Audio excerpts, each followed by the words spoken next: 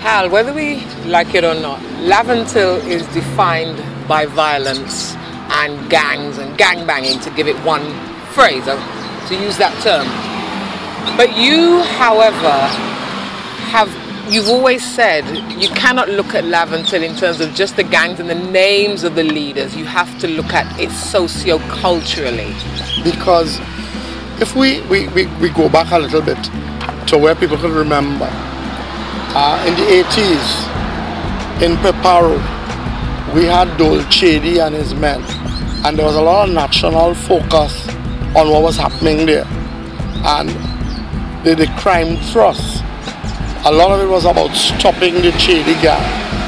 Well, men got arrested, men died. Peparo is not in the news.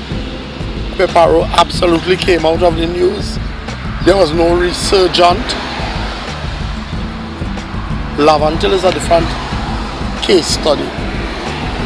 It doesn't matter whose name is calling, whether they get arrested, whether they get shot by gangs, whether they get shot by police. Nothing stops.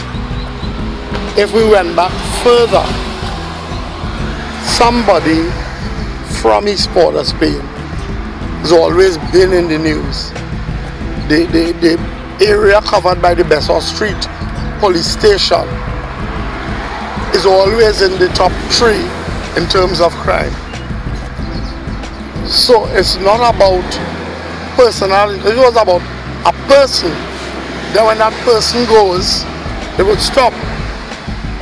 Something about the culture, the sociology in the community is creating an atmosphere where people, to survive and to gain opportunities, are doing things that are bringing them afoul of the law and into conflict with each other.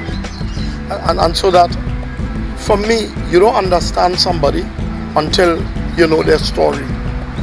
I see Marcia on TV. I could hear Marcia react to something. But until I know Marcia's story, then I will never understand Marcia, because I don't have the totality of a context in which to place Marcia. We judge quickly in Trinidad. But when people judge us, we quick to tell people, but you can't judge me, you don't know my story. The book The Portal is about stories.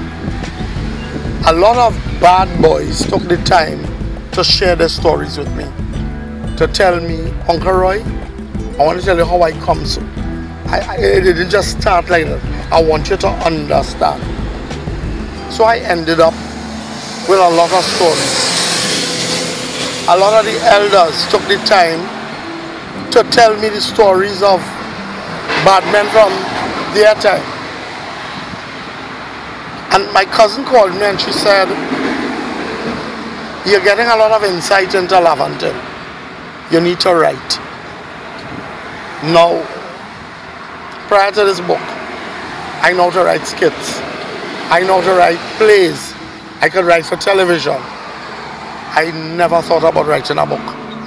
But when she said that to me, I felt there must be a purpose why they've given you all these stories. So I sat down and started to write. It took a few years. And it's not that the book is big, but the stories are dense. Of course, you have to change names.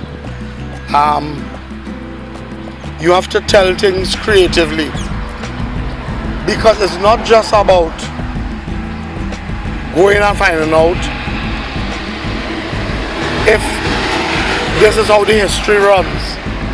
It's deeper than that. It's about why the history happened. So it's not just about you had steel band wars. It's why.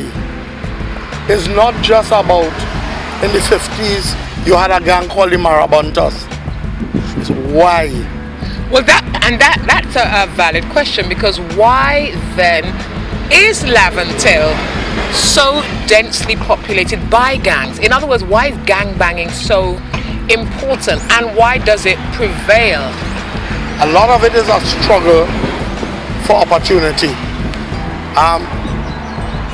Again, from its earliest years as a Yoruba village, you had the British government at the time starving the community for amenities. So those who were there had to struggle for whatever pittance.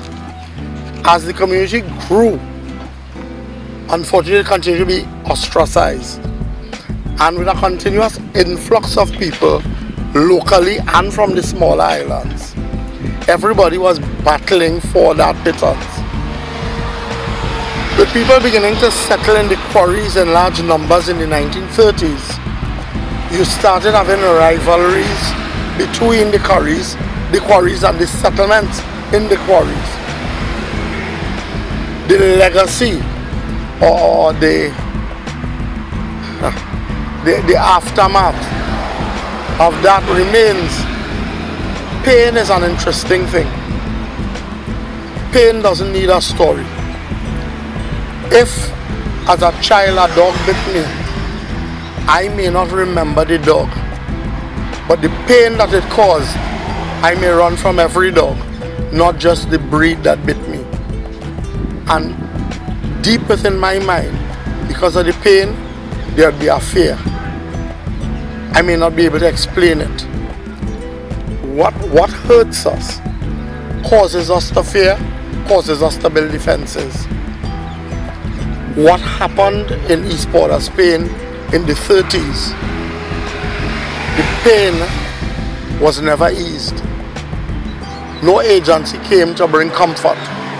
Actually, one of the things that's insightful for me in looking at the history of the pain in East Port of Spain, Audrey Jeffers, who we honored by naming a highway after, in one of her writings in 2021, she asked the then governor for help to bring social workers and support to Laventille and East Port of Spain.